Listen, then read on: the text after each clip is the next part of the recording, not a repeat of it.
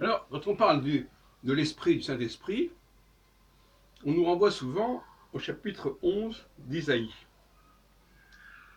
Et j'ai vérifié que tous les mots, chaque fois qu'on parlait d'Esprit dans ce chapitre, en français, très bien, ça correspondait à l'hébreu Ruach. Chapitre 11 de Isaïe. Puis un rameau poussera de la souche d'Isaïe, en rejetant de ce racine. Alors, Isaïe, en l'occurrence, ici, c'est Jessé. C'est mal tout pas. C'est une façon de traduire littéralement. C'est pas, n'a rien à voir avec Isaïe. L'esprit de l'éternel, alors Ruach, Yahvé, reposera sur lui, esprit de sagesse et de discernement, Ruach, esprit de conseil et de puissance, esprit de connaissance et de crainte de l'éternel. Et certains parlent des 7 esprits. Donc, le Ruach, il est là, il joue un rôle fondamental, et je pense que de manière générale, on a tendance à ne pas lui donner toute la place, toute la centralité, parce que c'est la notion centrale. Le roi, il est le centre quelque part par rapport à Dieu et par rapport à l'homme. Je vous renvoie à Genèse 5. Adam n'est pas l'homme. Adam, c'est le Saint-Esprit. Et dans le chapitre... Alors, les traductions, évidemment, sont très fantaisistes. On passe très curieusement, par exemple, lors de la création de la femme, ce fameux Adam, il dit, elle se rappellera Isha parce que je suis Ish.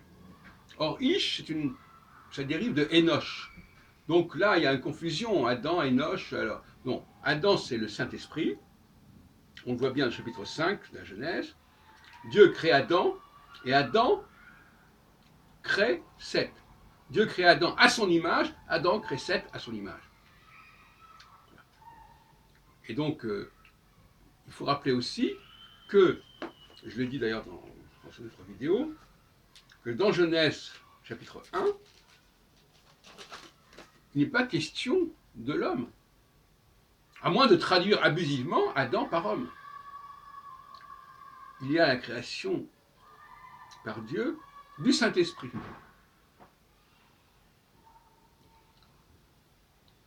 Adam. Et ce n'est que dans les chapitres suivants, qui sont d'ailleurs assez confus, on a déjà parlé, ils sont très discutables, très discutés, ils sont des interpolations. Et à mon avis, il faut sauter directement de Genèse 1 à Genèse 5, et même Genèse 5 reprend Genèse 1 en ce qui concerne Adam.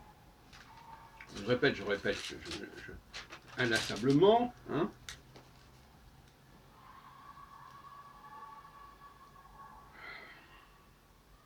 Dieu créa l'homme, il le fit à la ressemblance de Dieu. Il créa l'homme et la femme. C'est très mal traduit, ça. Il créa en réalité le masculin et le féminin. Et c'est Adam. Le Saint-Esprit est aussi masculin et féminin. Et à l'âge de 130 ans, Adam, le Saint-Esprit, eut un fils à sa ressemblance, à son image, il l'appela Seth. Et après, Seth eut pour fils Enoch, et à ce moment-là, il n'y a plus de création à l'image de quoi que ce soit. Donc, c'est Adam, en tant que Saint-Esprit, qui est créé à l'image de... Et après, les autres sont créés à partir d'Adam. C'est Adam et l'interface entre Dieu et l'homme. Donc, par conséquent, on ne traduit abusivement pas. Quand on dit, par exemple, fils de l'homme, non. Quand Jésus se présente, il doit dire fils. Il dit fils d'Adam, parce que fils de l'homme, ça ne veut rien dire. Fils d'Adam, c'est-à-dire qu'effectivement, je suis l'homme généré à partir du Saint-Esprit qui est Adam. C'est dans ce sens-là qu'il faut le dire. Alors, fils de Dieu, d'une certaine manière aussi, puisque il est fils d'Adam, qui Adam est généré par Dieu. Bon, on va discuter là-dessus, évidemment. Mais là, c'est beaucoup plus clair, vous comprenez ce que je voulais dire. Quand on remet les choses dans le bon ordre, c'est beaucoup plus clair. Mais il faut arrêter, une fois pour toutes, de considérer que Adam, ça veut dire l'homme. Adam, c'est le Saint-Esprit.